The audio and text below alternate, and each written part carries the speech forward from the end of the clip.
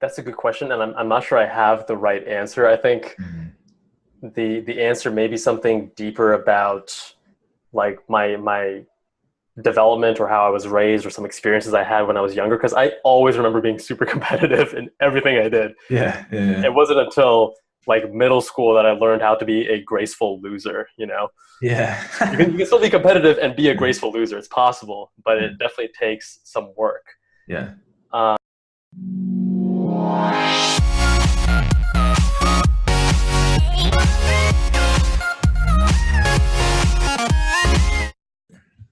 All right, we are on. I have Kevin Jubbal. He is the creator of Med School Insiders, where he teaches people what it's like to be a surgeon, a resident in med school, and he interviews other people in that field to tell you what it's like to live that life. So, Kevin, thank you for coming on today. Thanks for having me, Ian. It's a pleasure.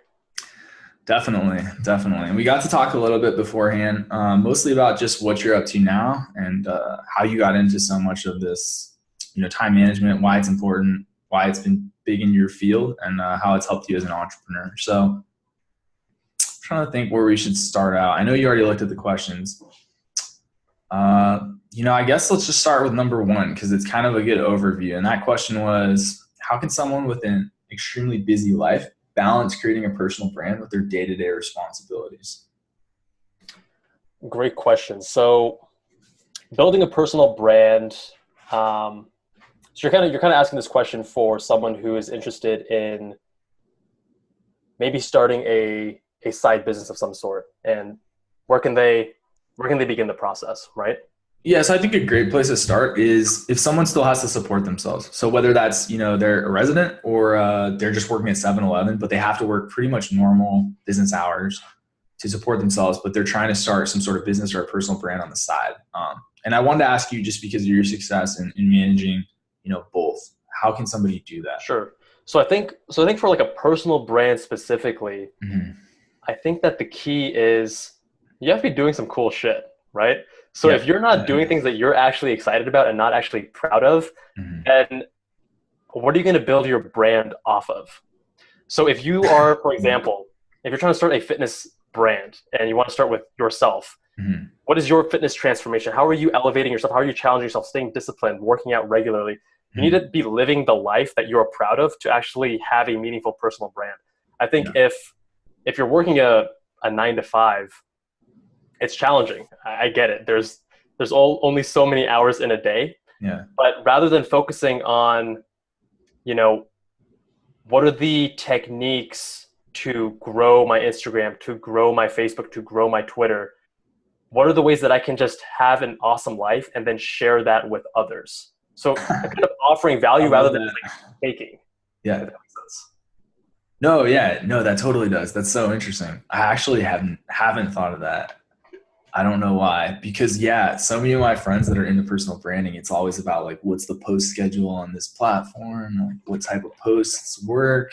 That's important. Don't get me wrong, Yeah. but I don't think that should be the only focus. Mhm. Yeah, not the foundational layer. That's such an easy like mental model though. It's like, are you doing cool shit with your life? Yeah, Yeah. pretty much. Okay. Cool. Well, that's a great one for people to think about. I love that. This is off to a bang.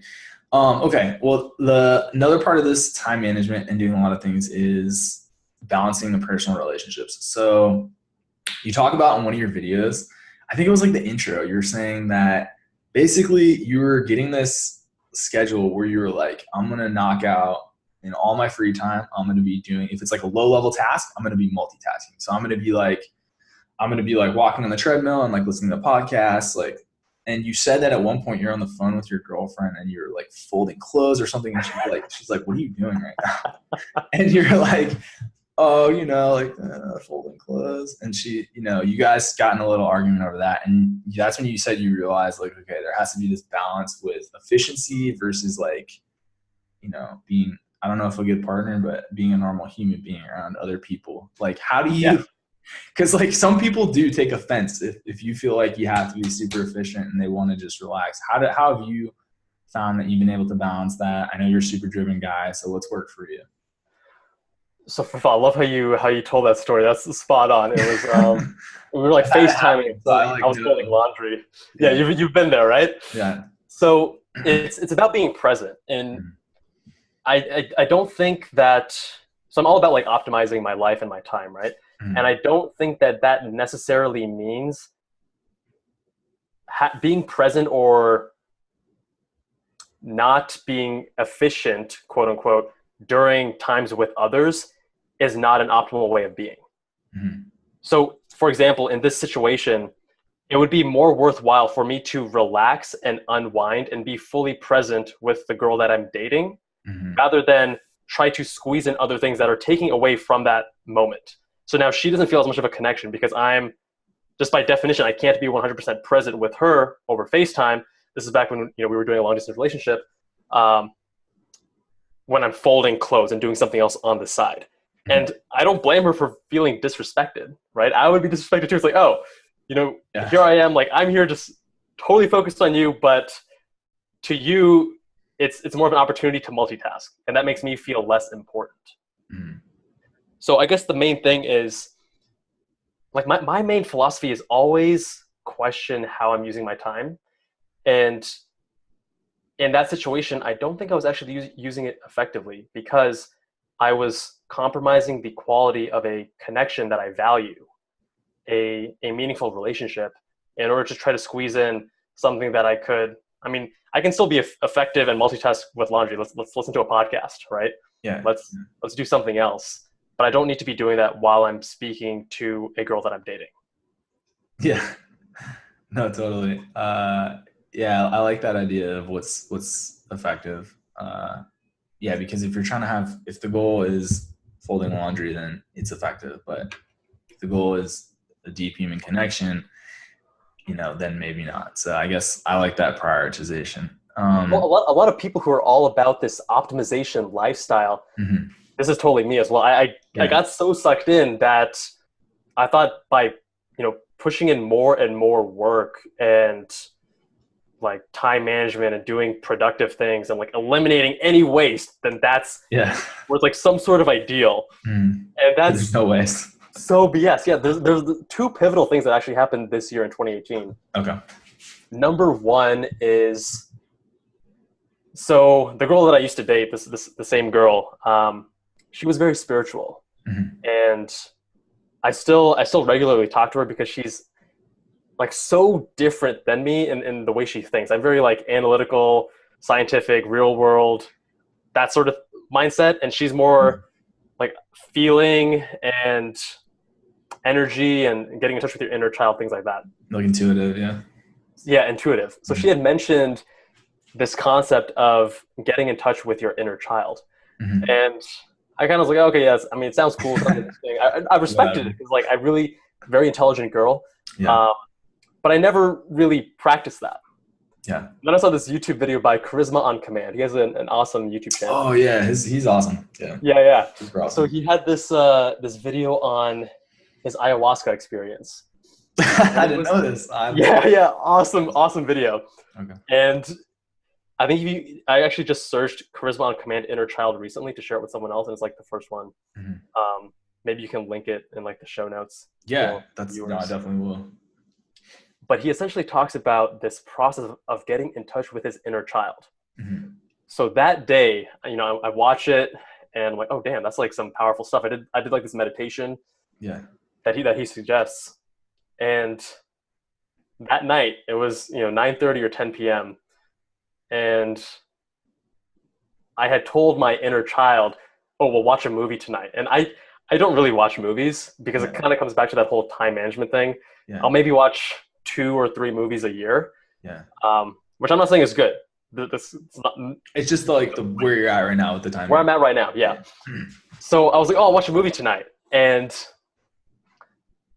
at 9:30 or 10, I was like, oh, I planned to, but I'm really busy now. I got like these things that are taking longer than I expected. Yeah. And somehow I broke myself out of that. I was like, you know what? No, I committed. I need to honor my word. I committed to doing this. I'm going to do it. Yeah. So I went out, watched, just like in my living room, watched Jumanji 2. had a blast. I can imagine this. Yeah. It was amazing. I was like, Mm. this is so ridiculous how much fun I'm having Yeah. from watching a movie by myself in my house. Yeah. That's like, I mean, it was Jumanji too. It's not like a good movie, but the amount of fun I was having surprised me.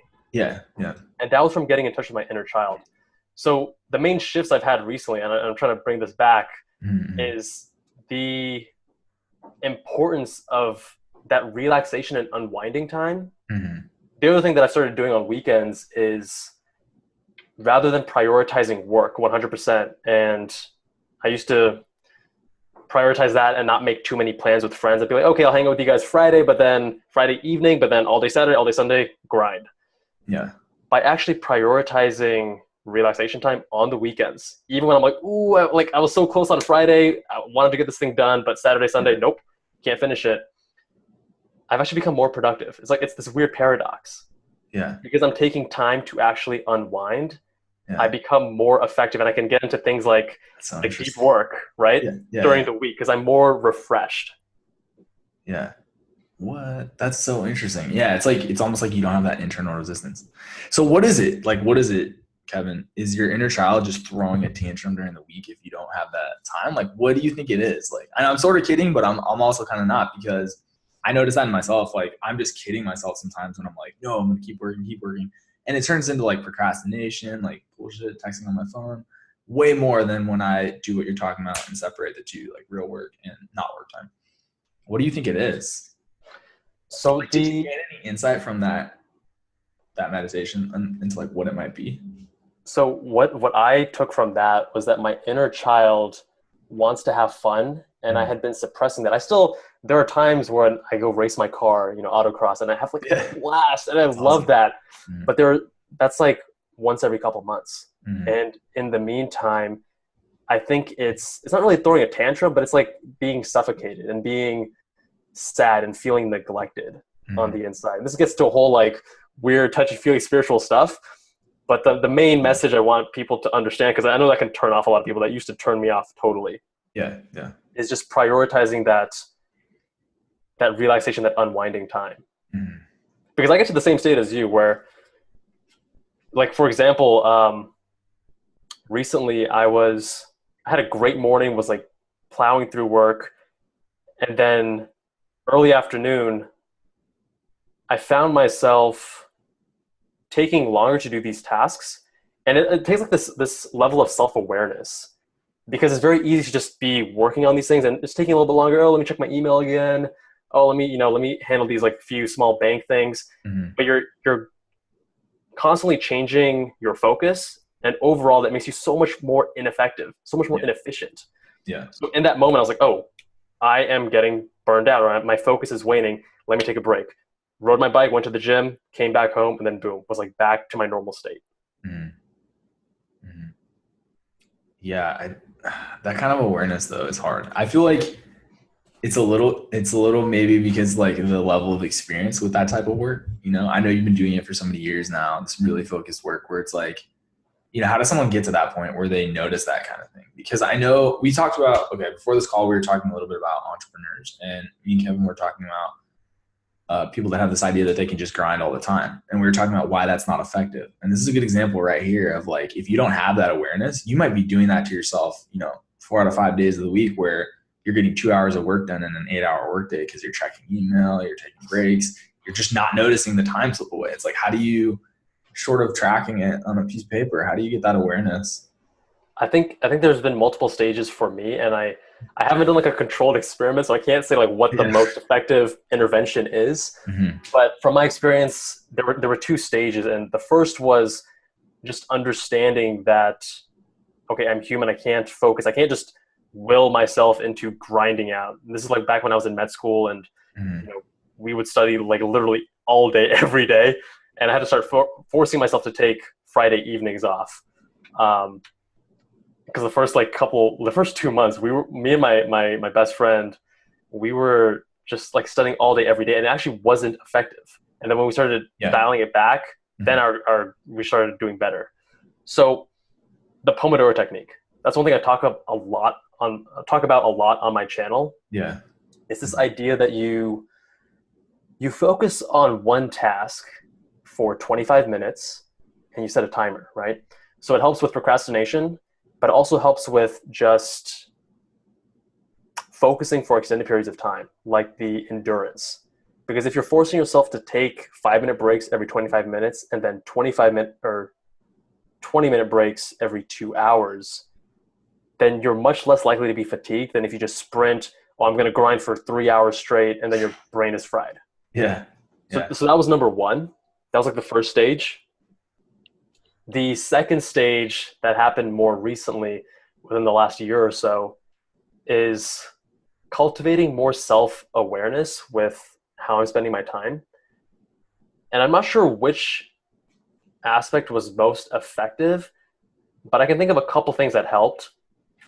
Number one is meditation, because you can just see your mind, just like you're on autopilot. And when you meditate, you just watch the autopilot. Wow, that is really interesting. My brain keeps going there.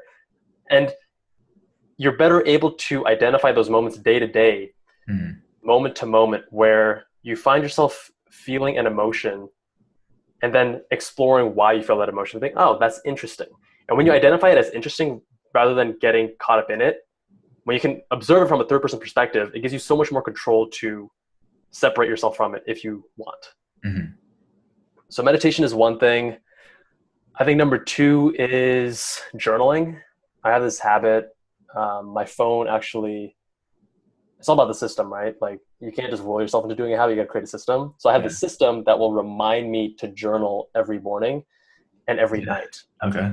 So I use day one, the app, and every morning it has a template that it auto-populates, and I just need to fill out 3 things I'm thankful for, what would make today amazing, and what my plans are for the day. Nice. And then every evening there's like a similar template, 3 amazing things that happened today, what could have been better, and then just like some space to elaborate. That kind of self-reflection also cultivated the self-awareness. And I'd say the last thing is just speaking to other people that have a similar way of being or similar mindset. What do you mean by that? I have friends that I hang out with where it's just like a good time. We go way back, we're friends since high school. It's always a lot of fun. We joke around, but it's a lot harder to have deeper conversations with them. And that's fine, right? There are certain high school friends that I have deeper conversations with all the time, but there are certain friends where they don't like that. They kind of shy away from that. They're like, let's just like talk about video games and like whatever, right? Cars. Yeah. But by spending more time with other individuals that also have this like growth mindset or constantly challenging themselves and thinking and like trying to observe themselves from a third person perspective and see how they can improve their lives, that helps me reframe my own thoughts. Like there have been times where my friend is handling a conflict, and the way he describes his own thought process and what he's going through is like inspiring to me, because I'm like, this conflict didn't even happen to me, but you're so calm and level-headed and analytical and logical about it that it inspires me to be better as well. Yeah. So trying to find those individuals and learning from them, I think is very beneficial, has been very beneficial for me at least. Yeah. Yeah. That's something I've noticed where, oh man. Yeah. I've had some of the biggest life changes after being around groups of friends like that, where they're all really, at least striving for self-awareness and, trying to really grow in how they manage, I guess, crises in their life. Because it's so different when people really make an effort to try to observe themselves, how they change. And that thing about being around people that are, whatever way you're trying to be, whether that's, you're trying to make money or you're trying to become more self-aware. It's crazy how, like, I've heard that so many times, like, oh, you're the average of the 5 people, to the point where I'm just like, I don't even hear it because it's like so cliche to me at this point. But it's like, it's so underrated. It's crazy. You can like try to do something on your own for years. I know for people, sometimes it's decades or never. And the second you're around like the right group of people, it can make it like nearly effortless. You're just like, totally. It's unbelievable. Yeah. There are 2 things you said that I want to come back to. Number Yeah. one, you're talking about crises, Mm. and I'd love to talk about how crises are used as like this stimulus, this opportunity. But the whole five people thing, right? Yeah. You're right, super cliche. What I've noticed and what I tell myself is a slightly different version of that, which is surround myself with people that are better than me. And that means like financially. So people who have businesses that are doing much better than mine, what can I learn from them? People who are doing much better, like public speaking. I've been doing Toastmasters recently, Oh, and nice. Nice. it's awesome, right? Have you done it yourself? No, but it's just one of those things it sounds like an odd thing, but I've heard so many people say the results were great that I'm pretty intrigued.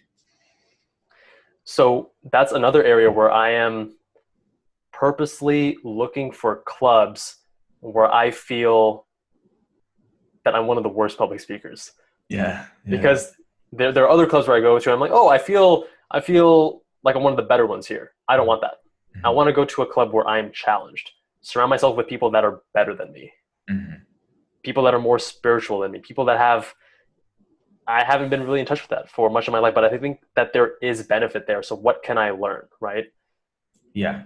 Not being afraid to like it's uncomfortable. If you go to Toastmasters, you go up and speak, and you feel like you're not one of the best speakers, and if you feel like you're on the lower half, then that's going to be uncomfortable. But that's the only place that you're going to get better, which kind of brings us back to the whole crises point that you brought up with your friends. Yeah.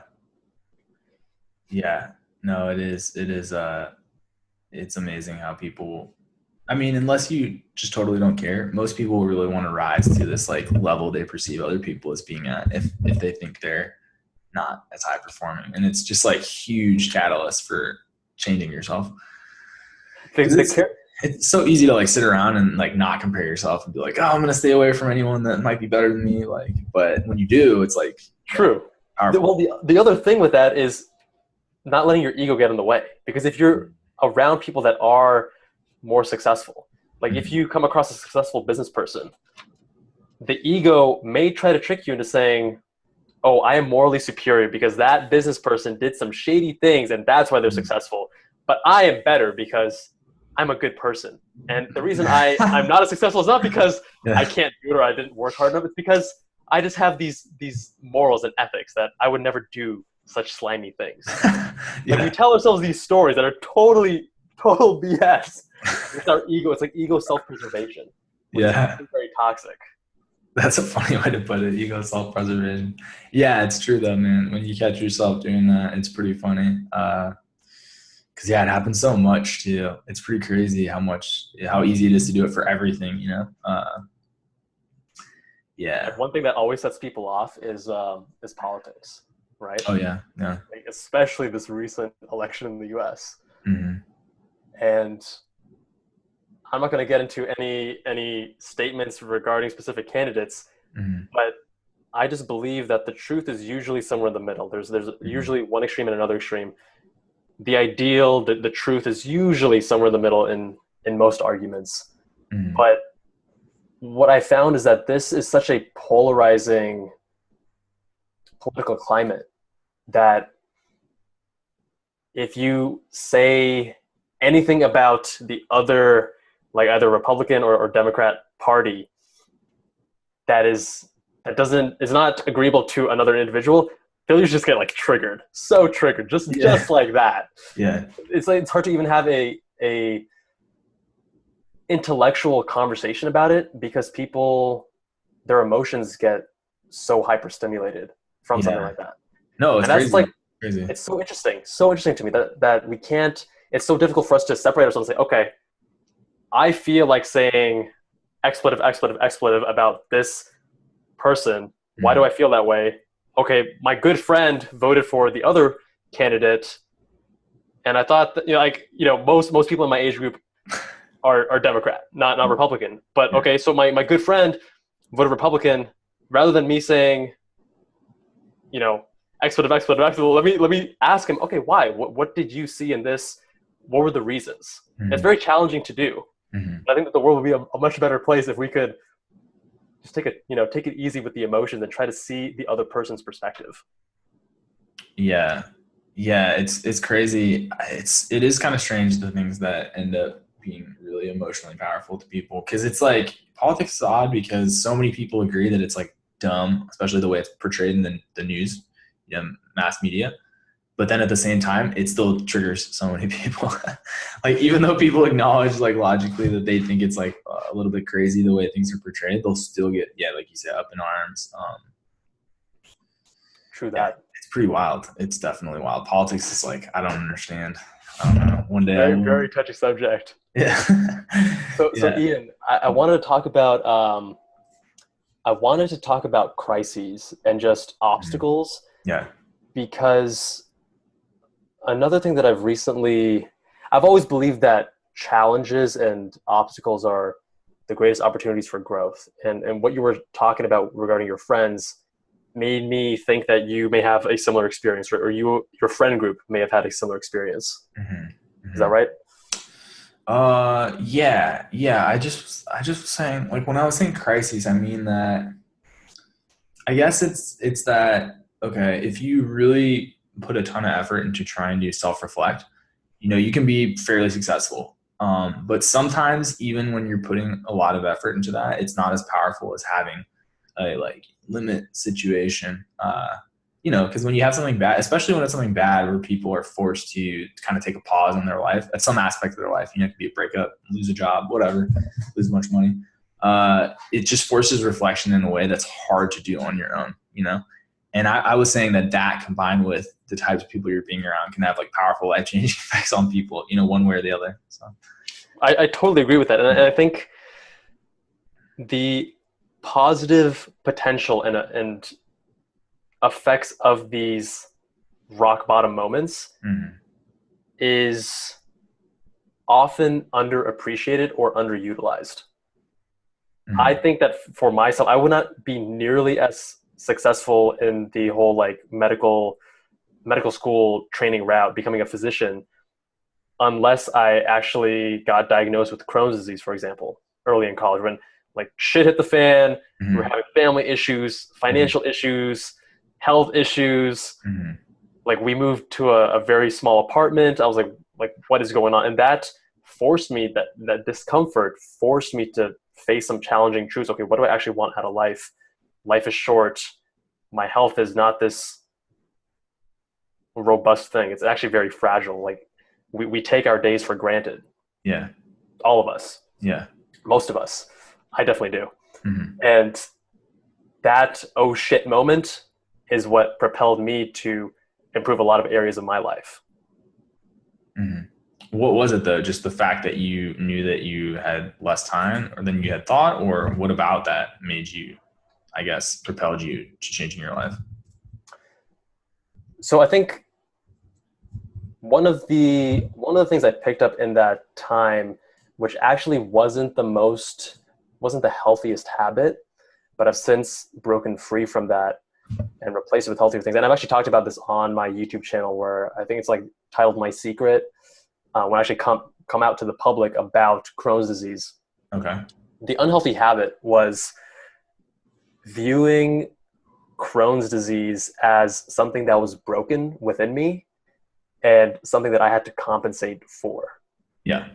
So what I found was I had this immense drive to work very hard throughout college. Mhm. And it wasn't until the end of college, when I had that breathing space to really self-reflect, that I realized this is actually a very toxic way of thinking, that there is something wrong with me that I need to compensate for. Yeah. But it was useful in the sense that I learned a lot of techniques about studying or time management or discipline that I likely wouldn't have had otherwise. Because for Mhm. me in high school, I was a good student, but that wasn't because of good study habits or discipline. That was just because high school compared to like neuroscience in college is a lot easier, right? Yeah. Yeah. Way easier. But no, that makes sense because it definitely, I feel like once you're propelled in that direction, it definitely gets you to that next point where you can kind of see your next direction and, keep going on from there. I definitely could see how that could push you in the direction of the really rigid self-discipline and study habits and things like that. As someone who was in the military, I'm sure that you're the expert with with the self-discipline? That took me a while. Yeah. That took me most of my military career. But yeah, I think I got it after a while. That's funny though. Man, I wanted to ask you a bunch more, man. I have to jump off here in like 10, but I really wanted to ask you one thing about this whole, it's tied into the whole discipline thing, because your channel, like I was joking beforehand, if I had to summarize it, it would be like, what the fuck are you doing with your time? You're serious about people not wasting their own lives, because it's like that whole idea of like, hey, this is your time, like do what you want with it. How did you get so like, I guess, disciplined with the time, but also like where did that competitive streak come from? Was it the whole Crohn's thing, or like, I mean, going for like surgery and med school and all these super ultra competitive things? What is it about you that made you that way? That's a good question, and I'm not sure I have the right answer. I think the answer may be something deeper about like my development or how I was raised or some experiences I had when I was younger, because I always remember being super competitive in everything I did. Yeah. It wasn't until like middle school that I learned how to be a graceful loser, you know? Yeah. You can still be competitive and be a graceful loser. It's possible, but it definitely takes some work. Yeah. I guess it's probably linked though to like my desire to optimize. Even when I was in high school, I remember that maybe I wasn't as keen on optimizing my time, but I was really keen on optimizing diet. Okay, how can I work out most effectively, and how can I, what kind of foods do I need to eat? And I was super restrictive and regimented with my diet to the point that I don't think it was unhealthy. Even now, reflecting back, it wasn't unhealthy. It actually wasn't even that good of a diet. But based on the research I had done then, I was very like, this is what I can eat, this is what I cannot eat. Like I didn't have any cheese because cheese is bad, and I'm not gonna have any cheese now. And I remember my dad was like, you gotta live a little, enjoy your food. And I was like, no, like I'm enjoying my food, I just don't want to eat a cheeseburger, Yeah. So I think that the competitiveness, it's an area that I should actually reflect on more, or that I'd like to reflect on more, because I'm not sure if it's a coincidence. This requires a certain level of self-reflection that I haven't done yet, but plastic surgery is one of the most competitive specialties within medicine. Yeah. It has the highest average step 1 score. It has a very low match rate. And I'm not sure, like I love plastic. I think it is the coolest specialty within medicine. But if it was not competitive, would I still have wanted to do it? I don't know. Yeah. And I like to think that, no, I love plastics. I would do it, of course, regardless. But is that like my ego, or I actually want to explore that? I'm not sure. That's a great question. Man, dude, I could just like, we could go for like another 2 hours. I have to wrap this up though. I want to give something to people that I've been like trying to get, but man, it sounds like there's so many things that have gone into like how you became like really into time, effective. What do you think? Are there like 2 sort of blanket recommendations? Like, I mean, like 1 to 3, but that you could give people about things they could do concrete, whether that's meditation or just journaling in the morning, that will help them start becoming more aware of how they're spending their time. So maybe they can become more effective. I like this question. Number 1, I would say systems create results. A lot of people wish they were more motivated or disciplined. That's not the issue. The issue is the system that you're operating right now is not generating the results you want. And it's not because of you, it's because of your system. There's like that famous quote, right? That every system is perfectly designed to get the results that it gets. I'm totally butchering it, but what I'm trying to get at, right? System, yeah. So optimize your system. One thing that I do is I have an accountability group, and I have a list of habits, and we have this habit share app. And every week we check up on each other for 30 minutes to an hour, and we try to help each other figure out how we can optimize our system. So one thing that I was slipping on was like, okay, if I want to be working out 6 days a week, but I'm only hitting 3, what is wrong with my system? If I only meditated 3 days this week rather than 7, if I'm trying to meditate every day, what is wrong with my system? So it's not about blaming myself and beating myself up. It's about creating a system. So if everyone is more aware as to how their habits and their system influences what they actually do day to day, I think people can be much more deliberate with their time. Yeah. So that's number one. I'd say number two is taking full responsibility for everything in your life. There are a lot of, it's a very triggering statement actually, because a lot of people say, oh, well, I have this disease and it's not my fault. Like, what do you mean it's my response? Like, it's not your fault, but it's your responsibility. Yeah. And what that does is it gives you power. It puts the ball in your court, and it keeps you from the mind state of being a victim and a passenger to life. It gives you much more control. So, some people may say, oh, but like this other kid, how can I compete with him? He's super rich. Or, I was beaten as a kid and that's like my disadvantage, or whatever it is that people may have.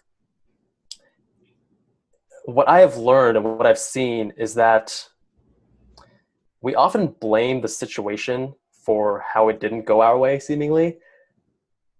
So we can say, oh, like, I was like thinking of random examples. It's like, oh, my family was abusive and that's why I can't trust people. Right? Yeah. That's a great one. But if we can actually say, okay, there's some negatives with that, but there are also a lot of good things that came out of it. Maybe you were more self-reliant or like just tougher, or like had thicker skin because of that. That can also put a lot more power in our like put the ball in our court. Yeah. So the two things would be systems and taking responsibility for your life, like everything in your life. Yeah. Oh, that's awesome. I love the systems thing. Because I never thought of that. And I'm so prone to being like, oh, I got to work harder. Like, come on, like, this is your fault. Like, I'll do the take responsibility thing, but then I'll have this super unrealistic view where like somehow if my system's totally broken, I'm magically just going to like make it work, which is like not through like willpower, right? Yeah. Never lasts. Yeah. No, that's awesome. The systems applied to your self-management is awesome.